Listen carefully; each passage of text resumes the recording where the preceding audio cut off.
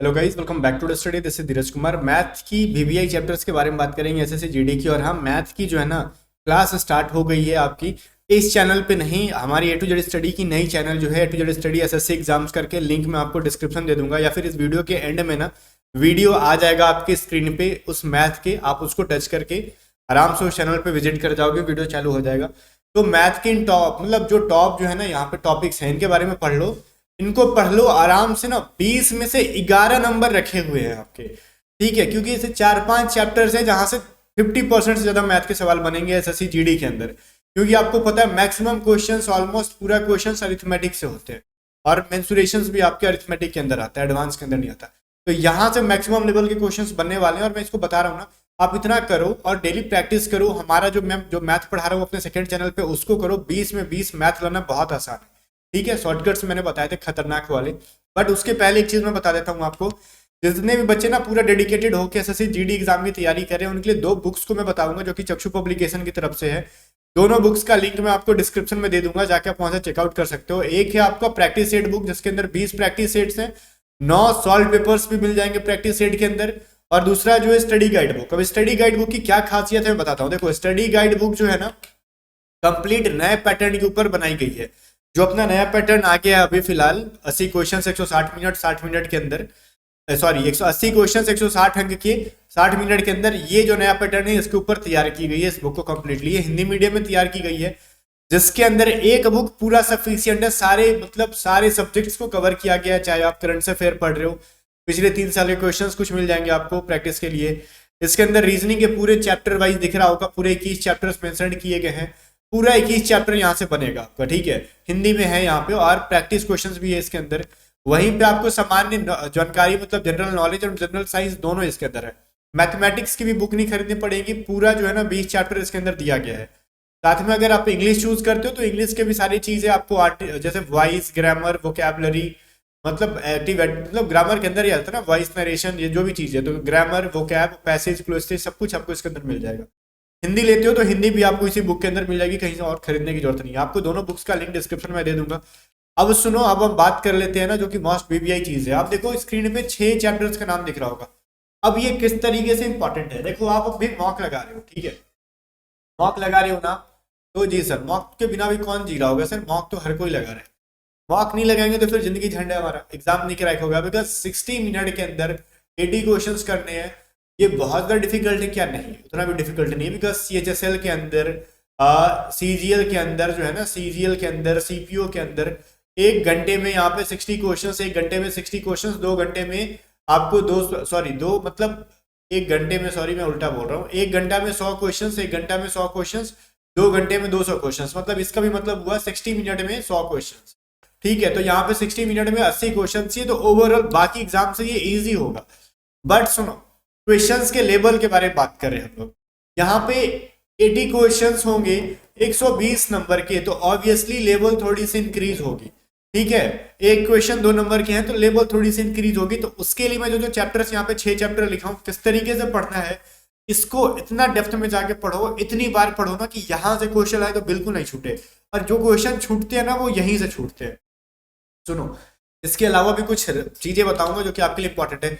Mensuration से ना, देखो जब 25 क्वेश्चन था तो 3 क्वेश्चन तो ऑलमोस्ट आते थे, ठीक है, ऑलमोस्ट 3 क्वेश्चन फिक्स थे मेंसुरेशन से।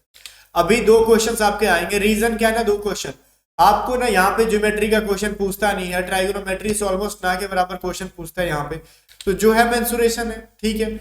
अब मेंसुरेशन जब है तो यहाँ से है सर, यहाँ से सवाल तो बनने वाले हैं, क्वेश्चन तो यहाँ से बनने वाले हैं, आराम से 2 क्वेश्चन आप रख लो मेंसुरेशन से, ठीक है। मेंसुरेशन से 2 क्वेश्चंस बनेंगे और मेंसुरेशन से बिल्कुल भी डिफिकल्ट वाले सवाल नहीं बनेंगे, इनसे डायरेक्टली फॉर्मूला बेस्ड बनते हैं।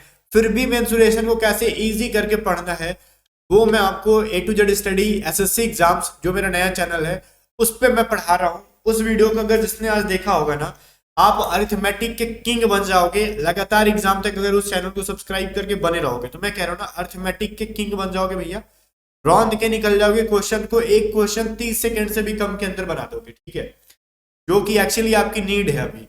तो उस चैनल पे विजिट कर जाना, लिंक मैं आपको डिस्क्रिप्शन दे दूंगा, लिखा होगा, ठीक है। टाइप जो डिस्क्रिप्शन का पहला लाइन है ना, उसी पे लिखा होगा A to Z study SSC exams, उसको टच करना, चैनल खुल जाएगा। तो आपको मेंसुरेशन एटलीस्ट एग्जाम से पहले 3 टाइम्स पढ़ने हैं, और सुनो, मेंसुरेशन के जितने भी फॉर्मूले हैं ना, पहले एक ट्रायंगल का फॉर्मूला लिखोगे एक पेज पे, जितना भी फॉर्मूला है, जितना भी फॉर्मूला लिखो, और जहां पे स्टडी टेबल है चिपका डालो। फिर एक पेज पे छोटा छोटा पेज बनाओ, एक पेज निकालेंगे, हम सर्कल का फॉर्मूला बनाएंगे सारा, ठीक है, बेसिक कंसेप्ट पूरा नहीं लिखेंगे, सिर्फ फॉर्मूला लिखेंगे जो जो हमसे पूछा जाता है, जस्ट इसके बगल में चिपका देंगे। फिर वैसे ही हम लोग क्या करेंगे, रेक्टेंगल, स्क्वायर, मेनली इन सभी चीजों में लोग नहीं भूलते हैं। कब भूलते हैं, जब रेक्टेंगल में अगर कोई चारों ओर से रोड बना रहे हैं, सर्कल में रोड बना रहे हैं, स्क्वायर में कोई रोड बना रहे हैं, तब उनको कंफ्यूजन क्रिएट होता है। तो वो सारे फॉर्मूलाज को लिख के चिपका दो। रीजन, जब भी सवाल बनोगे डेली ना, आप मेंसुरेशन के 20 क्वेश्चंस बनाओ, 20 क्वेश्चंस कोशिश करो 30 मिनट्स के अंदर। अभी घर पे प्रैक्टिस करो, क्योंकि घर पे ऑब्वियसली टाइम ज्यादा लगता है, एग्जाम में हम थोड़ा जल्दी बना रहे होते हैं, प्रेशर में जल्दी जल्दी स्पीड चलता है, या फिर मॉक में हम जल्दी बना रहे होते हैं, बट ऐसे ही मतलब नॉर्मल प्रैक्टिस करते तो टाइम थोड़ा ज्यादा लग जाता है, हर कोई को लगता है। तो कोशिश करो पहले 30 मिनट में 20 क्वेश्चन मेंसुरेशन के बनाए, फिर कम करो, फिर 25 मिनट, फिर 20 मिनट, ऐसे करके ना आराम से फिर 15 मिनट तक आप बना पाओगे 20-25 क्वेश्चन को, ठीक है। बशर्ते कि फॉर्मूला सामने चिपका के बनाओ। कहोगे सर तो फिर चोरी हो गया कि नहीं, ये कुछ चोरी नहीं हुआ। अगर आप 10 दिन तक ये काम करते हो तो सारा फॉर्मूला आपके दिमाग में आएगा, फिर सर उठा के फॉर्मूला देखने की जरूरत नहीं पड़ेगी। अब सुनो, प्रॉफिट लॉस परसेंटेज मिक्स करके सवाल बनते हैं, ठीक है, इससे 2 क्वेश्चंस बनेंगे ही बनेंगे, नो डाउट, कोई डाउट नहीं करना कि इससे 2 क्वेश्चन से कम होंगे, ये ज्यादा जा सकते हैं, कम नहीं होने वाले, ठीक है। तो यहां से 2 question, percentage and profit loss का पूरा थ्योरम लगा के आपसे पूछा जाएगा 2 क्वेश्चन। तो ये चीजें जो है ना, और इनको मैं देखना कितना इजी करवा दूंगा, मतलब बच्चा लेवल का बनाओगे, ठीक है, मतलब इस बच्चे की तरह बना दोगे आराम से। जैसे कहते हैं ना कि बिल्कुल भी ये चाइल्ड्स प्ले है, मतलब आसान काम है, वैसा हो जाएगा। तो उस चैनल पे आप बने रहना मेरे साथ। इसको भी एटलीस्ट 2 से 3 बार आपको इसके थ्योरी को पढ़ना है, और इन सभी चैप्टर्स के 6 चैप्टर्स के रेगुलर ना, चलो मेंसुरेशन के 20 क्वेश्चन बना लोगे, प्रॉफिट लॉस के 6-7 क्वेश्चन, रेशियो के 5 क्वेश्चन, टाइम एंड वर्क के अलग अलग टाइप के 5 से 6 क्वेश्चन, टाइम एंड डिस्टेंस के 5 क्वेश्चन, नंबर सिस्टम के भी 5 क्वेश्चन, तो एटलीस्ट ना 50 क्वेश्चंस के रेगुलर प्रैक्टिस कर रहे हो ना, तो 30 क्वेश्चंस उसमें इन 6 चैप्टर्स को इंक्लूड करो, मैं ये कहूंगा, ठीक है ना। तो आपको रेशियो, एवरेज को भी एटलीस्ट 2 से 3 बार, टाइम एंड वर्क को तो कह दो 3 से 4 बार देख लेना, काफी बेटर होगा। टाइम एंड डिस्टेंस को 4 बार से कम मत देखना, जितना मेंसुरेशन है उतना ही नाक में दम छुड़ाने वाला टाइम एंड डिस्टेंस है। इसके अलग अलग फॉर्मूले, मेनली सवाल बनते हैं इनके रिलेटिव स्पीड से, ध्यान से सुनो। ये जैसे हमारे डेली लाइफ में आपको रिलेटिव हमारे परेशान करके रखते हैं ना, हमारे जो एक्चुअल रिलेटिव्स होते हैं, वैसे ही टाइम एंड डिस्टेंस में लोगों को रिलेटिव स्पीड उतना ही परेशान करता है, ठीक है। तो रिलेटिव स्पीड को आप आराम से देखोगे। रिलेटिव स्पीड के फॉर्मूला होते हैं ना, आपने सुना होगा रिलेटिव स्पीड क्या होता है। जब भी रिलेटिव स्पीड का मतलब होता है अगर सेम डायरेक्शन में जा रहे हैं तो हम लोग स्पीड को क्या करते हैं, माइनस कर लेते हैं, अपोजिट डायरेक्शन में जा रहे हैं प्लस कर लेते हैं। इनके अलग अलग कंसेप्ट जो है इसी बेस पे होते हैं, तो बढ़िया से इस कॉन्सेप्ट को क्लियर करना होगा। नंबर सिस्टम के एक कांस्टेंट क्वेश्चन आएगा, कांस्टेंट कहने का मतलब फिक्स है कि आएगा, नंबर सिस्टम का एक क्वेश्चन आएगा ही आएगा। तो जोड़ लो कितने क्वेश्चन हो गए, 2 क्वेश्चन, 2 4 6 7 8 9 10 11 क्वेश्चन यहां से आपको उखाड़ लेने। अब 11-20 का कितना परसेंट है भैया, सोच लो, 55% क्वेश्चन आपको मात्र 6 चैप्टर से आ रहे हैं। तो अब मुझे बताओ, मोर देन 50% चीजों को कवर कर रहे हैं हम लोग 6 चैप्टर के अंदर, ठीक है।